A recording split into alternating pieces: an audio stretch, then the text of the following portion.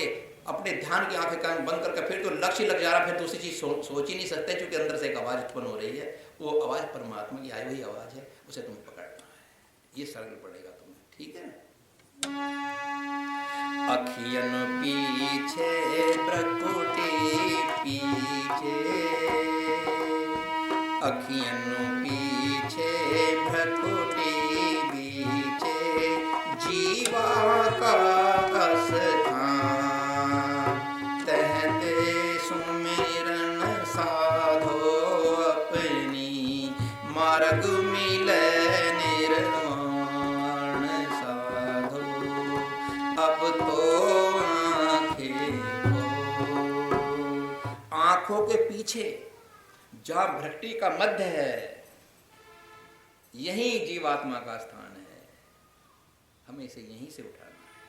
जब ये इस स्थान पर है तो काल के चक्र में फंसी हुई है, इसे यहां से निकाल के ऊपर ले जाना है तो महाकाल के चक्र में फंस जाएगी, और भी ऊपर ले जाना है तो सचखंड में विराट काल के चक्कर में फंस जाएगी, और जब इसे और ऊपर ले जाऊंगे अनंत व्योम में तो सब चक्कर खत्म हो जाएंगे, ये अमरता में प्राप्त हो जाएगी, वहां ब्रह्म से मिल जाएगी, परम ब्रह्म का स्वरूप बन जाएगी, वहां तक तुम्हें जाना है। इसलिए अपने घट के अंदर ऐसा सुमरण साधो।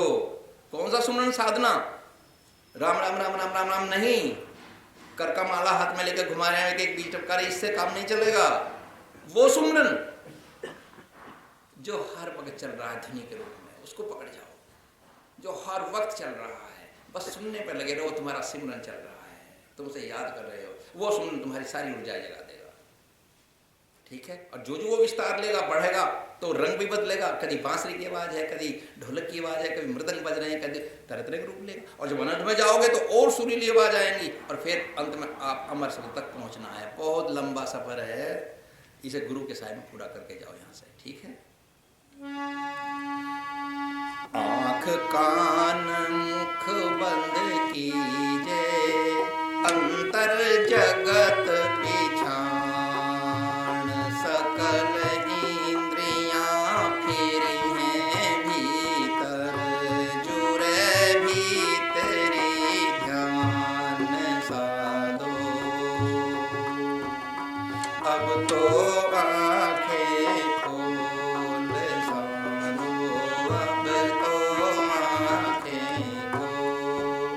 जब तुम अपने आंख कान मुख सब कुछ बंद कर लोगे, इनके बंद होते के साथ ही अंदर की ऊर्जा जो बाहर बह रही थी वो अब तीसरे नेत्र पर काम कर रही है, तीसरे केंद्र पर चली गई है। जो बाहर जा रही थी आंखों से खुल के, अब वो सिमट गई है, बाहर निकलने का रास्ता बंद हो गया है, अब वो अंदर रुकेगी, अब उसे अंदर रोकना है। और अब अंदर का जगत देखो, अब अंदर की दुनिया देखो, ठीक है। और जब ऐसा होने लगा, क्यों होगा ऐसा? ऐसा इसलिए होगा कि सकल इंद्रियां जो बाहर झांक रही थी अब वो उल्टी फिर गई हैं, इंद्रियां भी, उनके भी रुख, उनकी भी कमांड अंदर हो गई है, अब वो भीतर ही भीतर झांक रही हैं, और झुरी भीतरी ध्यान, और जो भीतर ध्यान है की धारा है उससे जुड़ी हुई है। बाहर रहोगे तो धारा संसार से जुड़ रही है, और फिर इंद्रियां उल्टी फिर जाती हैं सिमटते के साथ ही, झांकते के साथ ही अंदर, तब ये क्या करती हैं? भीतर का ध्यान जगा देती हैं।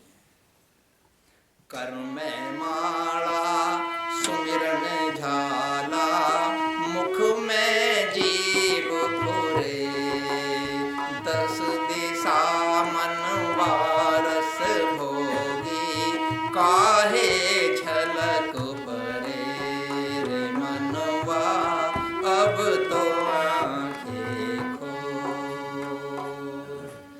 10 दिशाएं, मन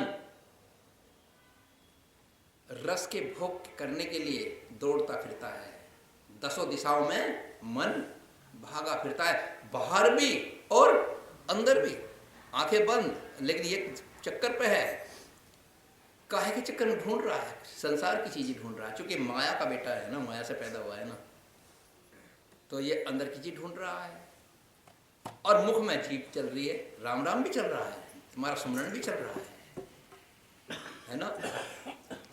तो कर्मे माला सुमरण झाला, मुख में जीभ फिरे, सुमरण भी चल रहा है, सब काम हो रहे हैं, मन में भी मंत्र भी चल रहा है मन के अंदर, लेकिन मन तो कहीं और घूम रहा है, क्योंकि ये इंद्र रस जो है, मन जो है वो 10 इंद्रियों के रसों का भोगी है। और जब तक ये भोगों में रहेगा, अंदर रहो या बाहर रहो, काहे झलक पड़े, फिर वो उस प्रभु की झलक तब तक क्यों पड़ेगी। अरे भाई अपनी आंखें अब तो खोल ले। अंदर गमन करो नभ कवनी, नाद अनहद सब छूटे, सचखंड पार अनंत व्योम पद, चिजड़ ग्रंथि फूटे। अब तो आंखें खोल साधो, अब तो आंखें खोल। अंदर गमन करो नभ कवनी, आकाश के अंदर भी कवनी यानी गुफाएं हैं, उन गुफाओं में डरना मत अंधेरा हो रहा है, घुस जाओ, करो गमन, घुसते चले जाओ। घुसते घुसते तुम देखोगे कि जो नाद और अनहद तुम सुन रहे थे वो भी छूटता जा रहा है। ऊपर जाकर के वो छूट जाएगा, जब ऊपर की ऊंचाई पर जाएगा तो वो भी छूट जाएगा। तब क्या होगा, सचखंड पार अनंत व्योम पद, फिर सचखंड से भी आगे निकलना है तुम्हें। लोग तो सचखंड तक का ही ज्ञान दे रहे हैं, क्योंकि सचखंड में जो ब्रह्म काल है एक दिन वो उस सचखंड का भी विनाश कर देता है, उसकी भी प्रलय हो जाती है, जो ब्रह्म प्रलय कहलाती है, क्योंकि उसका भी निर्माण हुआ था कभी। तुम्हें उससे भी हट करके आगे जाना, जहां आज तक कोई नहीं गया है, उसकी 2 खोज मैंने सबसे पहले आप लोगों को स्वयं जाकर देखकर तुम्हें दी है। उस अनंत व्योम में जब वो रूह चली जाती है तो वहां ना नाद होता है ना अनहद होता है, वहां एक अन्य ही चीज तुम्हें मिलेगी जिसको अमर शब्द कहते हैं। और जब अमर शब्द की प्राप्ति हो जाती है तो फिर उद्धार अपना तो कर ही लोगे, औरों का भी कर सकोगे। हो रामदेव तह जाई निहारी, मैं मरी तो फिरे, जिन यह देश पाए गुरु सरणी, सो भव सिंधु तरे मनवा, अब तो आंखें खोल। मैं कह रहा हूं वहां जाकर के मैंने देखा है, क्या किसी की गवाही नहीं ले रहा हूं, बल्कि अपनी गवाही तुम्हें दे रहा हूं। जब वहां चले जाते हैं तो चिज्जड़ गांठ फूट जाती है। चिज्जड़ जड़ और चेतन की गांठ, जड़ ये शरीर और चेतन इसके अंदर आत्मा है, दोनों अलग अलग हो जाते हैं और फिर अब अपने मूल में चले जाते हैं। जड़ तत्व जड़ तत्व में चला जाता है और चेतन तत्व चेतन ब्रह्म परमेश्वर में चला जाता है, वो अमरलोक को चला जाता है। तो दोनों की गांठें फूट जाती हैं, वो वहां मैं मर जाती है, मैं मोर मर जाती है, वहां तू हो जाता है, यानी वही है, सब कुछ वही है, वो भी वही है, वो भी वही है। वहां मैं मरी और तू हो गया, वहां सब तू में बदल जाता है कि सब तू ही है, सब तू ही है। जिन यह देश गही गुरु सरनी, जिसने सदगुरु की शरण में जाकर के उस देश की प्राप्ति कर ली, सो भव सिंधु तरे, वो तो भव सागर से तीर जाता है। इसलिए तुम गुरु की शरण में रह करके जो सुरत शब्द यानी नाम की जो तुम्हें कमाई दी गई है उनको ग्रहण करो और उसकी प्राप्ति करो। वे तुझे सच्चा मार्ग दिखाकर तेरे निर्देश पहुंचा देंगे।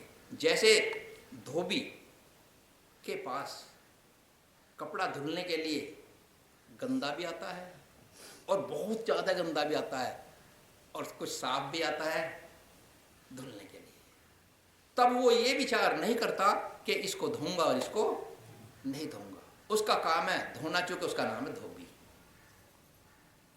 उसे धोगा। 1 बार पटकेगा, 2 बार पटकेगा, 3 बार पटकेगा, पर सारा मैल छुटा करके जब मालिक को देगा कि अब तो पहनने योग्य हो गया है। ऐसी सदगुरु भी शिष्य को अच्छे भी आते हैं, बुरे भी आते हैं, भले भी आते हैं और चोर डकैत भी हमारे पास आते हैं, हर एक तरह का जीवन है। उनको हम धीरे धीरे धीरे धीरे परख कर, धीरे धीरे परख कर जो उनमें परख से डर जाता है वो फिर हमारे पास ही आना छोड़ देता है, उसकी तो बात ही खत्म हो गई। क्योंकि अभी उसको संसार चक्र भोगना है, अभी उसे योनियों में जाना है। जिसे योनियों का ख्याल है वो आता रहेगा बराबर और मार गुरुओं की खाता रहेगा। गुरु की मार क्या होती है? तमाचा नहीं होती, परीक्षाएं होती है। उनमें परख के कसौटी पर डालता डालता वो उसे मुक्त करके अपने लोग को ले जाने के लिए तैयार करता है। उस तैयारी में बहुत से भटक जाते हैं। ये नहीं सोचते गुरु जी मुझे अपने धाम पर ले जाने की तैयारी कर रहे हैं, है ना। और जो उसमें अड़िग हो गया उसका बेड़ा पार हो जाता है। तो वो गुरु ना ये देखता है कि ये चोर है या डकैत है, वो तो उसे नाम की कमाई पर जोड़ करके परमात्मा के ध्यान में लगा करके ब्रह्मलोक तक, ये ब्रह्मलोक भी नीचे ही है, उस लोक तक ले जाना चाहता है जहाँ कुल मालिक रहता है। हमें उस कुल मालिक की तरफ जाना है, उसके लिए तुम्हें प्रयास करना चाहिए। बहुत से संत ऐसे हैं प्रभु को पाने के लिए, क्योंकि अभी उन्हें कोई सच्चा सदगुरु नहीं मिला, तत्काली अभी अभी शादी होकर आई है, गृहस्थी छोड़ के चले गए, अभी कोई बच्चा पैदा हुआ छोटा सा ही, उस पत्नी की नौजवान बच्चा उम्र है, वो साधु होकर चले गए। ऐसी भक्ति कभी सफल नहीं होती। प्रभु की ओर से ऐसी आज्ञा नहीं है कि तुम इस तरह से किसी के जीवन को अंधकार में डाल करके सदा बंद कोठरी में पड़ा रहे, काल कोठरी में पड़ा रहे और मैं ज्योति में जाला जाऊं, ऐसा कभी नहीं हो सकता। जितना अंधकार वो घर भोग रहा है उससे ज्यादा वो भोग रहा है जितना पत्नी वो अंधकार में है। और पत्नी तो भले ही फिर भी तिर जाए, वो नहीं तिर पाएगा, क्योंकि वहां उसका ऐसी अवस्था में छोड़ने वाले को बेसहारा छोड़ने के लिए आधी भक्ति पत्नी के पर चली जाती है, आधे में वो रहा। और यदि कोई बच्चा है तो उस आधे की आधी वो ले गया, उसे चौथाई भी नहीं मिलती, चौथाई को काल खा जाता है, फिर संसार में आ जाता है। गृहस्थी हो या सन्यासी हो, तुम गृहस्थी में भी सन्यासी बन सकते हो। हमारे बहुत सारे साधुओं ने, बहुत सारे संतों ने, महात्माओं ने गृहस्थी में भी रह करके सन्यास प्राप्त कर लिया है। जिसको समाधि घट गई, चाहे वो गृहस्थी में घटे या सन्यास में घटे, वो सन्यासी है, वो ब्रह्म का उपासक सच्चा है और वो ब्रह्मलोक को जाएगा, उसका मार्ग कोई नहीं रोक सकता। और जिसे समाधि नहीं घटी, भले ही सन्यास में पड़ा हुआ हो, अभी संसारी ही है, अभी वो संसारी ही है। और जब समाधि घट जाएगी तो गृहस्थी में भी घटती है। प्रभु का ऐसा नियम नहीं है, नहीं तो फिर प्रभु आज्ञा देते, शादी नहीं करते, औरत का जन्म ही नहीं होता, जा तू सन्यासी बनकर रही है, मुझे प्राप्त कर। ऐसा नहीं, नियम बनाया है कि तू गृहस्थी में ही संसार को पार करता हुआ मेरे पास तक आ, है ना। तो इसलिए बीवी बच्चों का त्याग करना भी संत मत आज्ञा नहीं देता, एक अपराध बनता है। सूरत का सुमरन शक्ति को परमेश्वर के सुमरन में लगा लो। सूरत का जो सिमरन है क्या है, उसको सुनना, फिर उसमें से जो आवाज उत्पन्न होगी, पहले माया की आवाज आती है, फिर मिश्रित आवाज आती है, चेतन और जड़, माया और चेतन दोनों की। फिर धीरे धीरे दर मंजिल कटते कटते कटते फिर चेतन धारा शुरू हो जाती है, और फिर वो चेतन धारा बढ़ते बढ़ते ब्रह्म का स्वरूप ले लेती है। फिर आदमी उस रास्ते से भी वहीं पहुंच जाता है। समझ लो मैं जो तुम्हें कह रहा हूं। इस यात्रा में, सुरत शब्द की यात्रा में, आगे सुरत नहीं चलती, आगे निरत चलती है।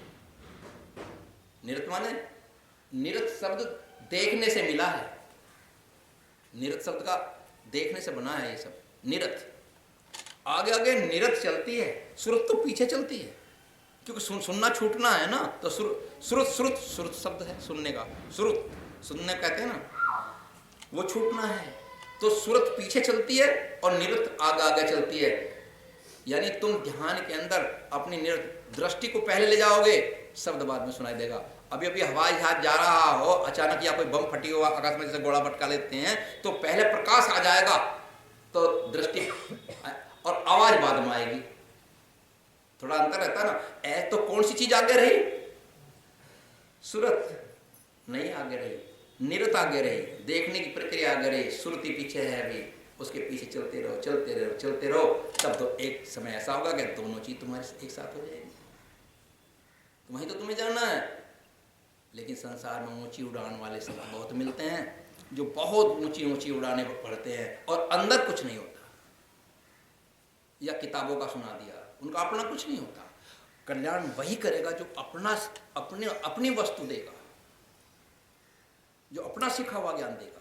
वो कल्याण करेगा, और जो दूसरों का देगा तो कहीं वो भी भटक सकता है जो ज्ञान देगा। इसलिए ऊंची उड़ान भरने के बाद भी बहुत बहुत से मूर्ख लोग भ्रमित भी हो जाते हैं। जैसे ऊंची उड़ान मूढ़ भटकत है, ऊंची उड़ान मूढ़ भटकत है, जिनकी सुरती गुरु पद हटकी माया में अटकत है, ऊंची उड़ान मूढ़ भटकत है। ऊंची उड़ान, उड़ने वाले जो ऊंची चला गया, अब वहां तक जाते जाते थक जाएगा, अब गिरेगा है ना, लेकिन जो होशियार होगा वो धीरे धीरे उड़ेगा और ऊपर तक उड़ के भी फिर धीरे धीरे आराम से नीचे चला होगा। जो एकदम करके चला गया, थक गया, वहां नीचे पड़ कर मर जाएगा। तो जिनकी सूरत गुरु पद हटकी, जिनकी सूरत गुरु के चरणों से अलग हट गई, माया में अटकता है, उसे वो माया में अटक जाएगा, उसे माया पकड़ लेगी। जैसे कुछ लोग ऐसे भी हैं, कल्प वृक्ष के चित्र वंदना करे शीस पटकत है, कामापुर कभी नहीं पावे, माया काल झटकत है, ऊंची उड़ान मूर्ख भटकत है। कल्प वृक्ष होता है, कहते हैं कि उसके नीचे बैठकर जो भी कामना की जाती है, जो मांगा जाता है, वो तत्काल पूर्ण होना शुरू हो जाता है। लेकिन कल्प वृक्ष के नीचे ही तो, और जो कल्प वृक्ष का चित्र बना करके उसे आगे धर के विनती कर रहा है, वो तो माया में ही शीश पटक रहा है, वो तो अपना सिर माया में ही पटक रहा है। अरे कल्प वृक्ष तो अंदर है तुम्हारे, वहां जाकर के विनती तो करो, तुम्हारी पूरी होगी। अंदर जाके प्रार्थना करो, जो अंदर बैठा है कल्प वृक्ष पे, वो उस कल्प वृक्ष का असली रूप तुम्हारे सामने आएगा, और वहां जो कहोगे वो पूरा हो जाएगा। और जो उसकी चित्र के नीचे बैठा बाहर बात करेगा कागज पे तस्वीर बना करके, वो तो फिर माया में ही भटक जाएगा, उसके को माया झटक देगी। आ जाए यही चलो। सार शब्द की सार न जानी, माया बूटी गटकत है, यद्यपि होए बिरंची सद्गुरु अधर धार लटकत है, ऊंची उड़ान मूढ़ भटकत है। वो सार शब्द की, जो सार शब्द है सच्चा नाम, दुनिया में जितने भी नाम हैं वे गुणों के आधार पर बनाए गए हैं। जैसे रमने वाले का नाम राम, आकर्षण वाले का नाम कृष्ण, व्याप्त होने का नाम विष्णु, कल्याणकारी होने से शिव, उत्पत्ति करने के लिए विधाता, ये सब गुणों के नाम हैं। लेकिन वो गुणातीत है, वो परमात्मा गुणातीत है, वहां फिर गुण नहीं, और नाम गुणों से बनते हैं क्योंकि वो शब्दों में है। और शब्द जाल महारण्यम चित्त भ्रमाशय कारणम, शब्दों का जाल तो भैया चित्त को भ्रमित करने वाला ही होता है। तो वहां नाम कौन सा नाम? वो नाम जो लिखने में नहीं आता, वो नाम जो पढ़ने में नहीं आता, वो नाम जो केवल सुन सकते हैं, सुना नहीं सकते। उसे प्रकट करा सकते हो संत के हृदय में, अपने शिष्य के हृदय में, लेकिन दे नहीं सकते कि ये वो है। तो उस शब्द को तुम्हें पकड़ना है, और उसे तुम पकड़ोगे नहीं, गुरु ने जो आज्ञा दी है उसे मानोगे नहीं, तो फिर चाहे तुम्हारे गुरु खुद ब्रह्मा जी ही बन करके क्यों ना आ जाएं, तो भी तुम्हें माया जो है वो अधर धार लटकते हैं। वे लोग माया के अधर जाल में बीचों बीच मझधार में लटकते रह जाते हैं। इसलिए ऊंची उड़ान भी भटका देती है। आगे क्या कहते हैं? खंड ब्रह्मांड पार चढ़ी सुरती, अकाल अकाल छवि बरसत है, बिंदु सिंधु भई एक मेला, मूल पाए हर्षत है, ऊंची उड़ान मूड भटकत है। ये श्रुति खंड, ब्रह्मांड, पार ब्रह्मांड और अनंत ब्रह्मांडों से पार जानी है। जब वहां पहुंचेगी तब अकाल पुरुष की छवि तुम्हारे पर आओगी। और जब तक वहां नहीं पहुंचे तो जहां जहां पहुंचे वो वहीं के देवता की, वहीं के अधिष्ठाता की ही छवि तुम्हें मिलेगी। परंतु जब तुम इन सबको लांग करके ऊपर निकल जाओगे तो फिर अब क्या बचा? वो अनादिश्वर अकाल पुरुष परमेश्वर, जब निराकार भी है, साकार भी है, उस अव्यक्त महाज्योति स्वरूप परमेश्वर की छवि तुम्हारे पर पड़ने लगेगी। जैसे यहाँ तुम्हारे पर सूर्य की धूप पड़ रही है, वहां उसकी छवि तुम्हारे पर पड़ने लगेगी। किस किस तरह से गुरु अपने शिष्य को उस ब्रह्मलोक तक लेके जाता है। गुरु शिष्य नहीं समझ पाता, उसे जल्दबाजी होती है, इसलिए कुछ नहीं होता।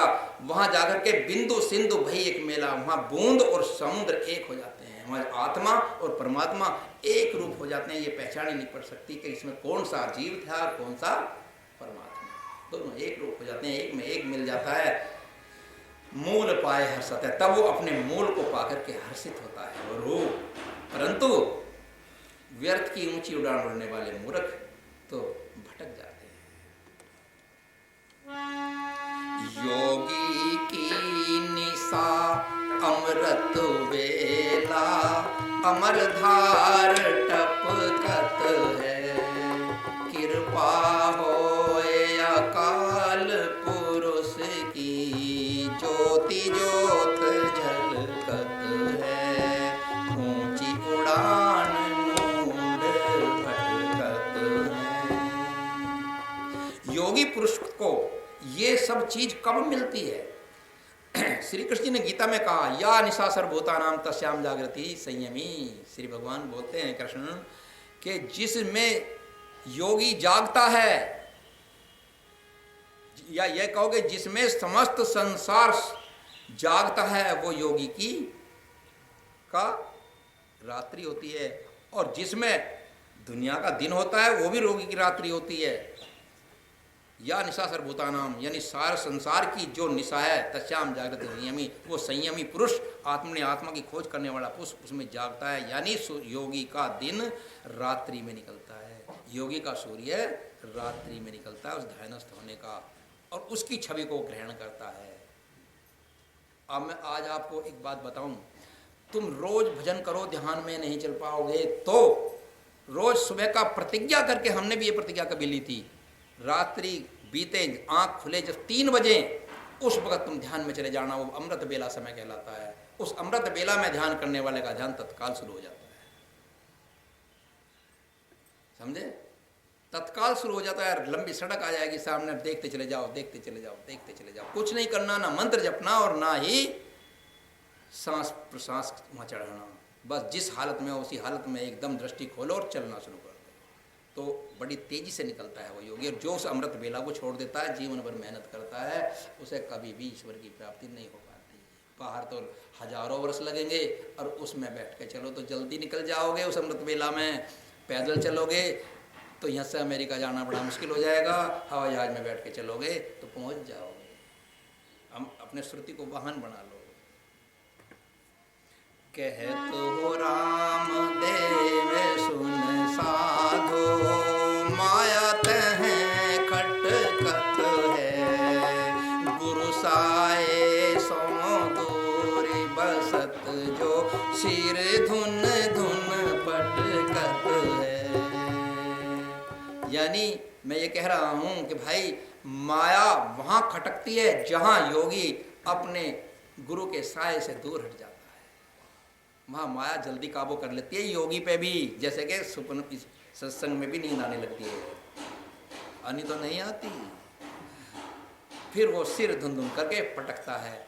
ये संसार रहने योग्य नहीं है। इस संसार में सब काल की माया फैली हुई है। इस काल की माया से पे यहाँ सबकी एक अवधि है, सबको अवधि मिली हुई है किसी की 100 वर्ष आयु है, किसी की 50 वर्ष आयु है, किसी की 2-3 महीने या साल भर की होती है। सबकी निश्चित अवधि है, कर्मों के अनुसार मिली हुई है। इस ही अवधि में तुम घृणति का संसार कमा लो, ये कमा लो, ये साथ नहीं जाएगा, और या उसे कमा लो जो तुम्हारे साथ जाएगा। करना इसी उम्र में है जो तुम्हें मिला हुआ है। ऐसा नहीं कि इसके लिए अलग से तुम्हें कोई उम्र मिल जाएगी, ऐसा बिल्कुल भी नहीं है।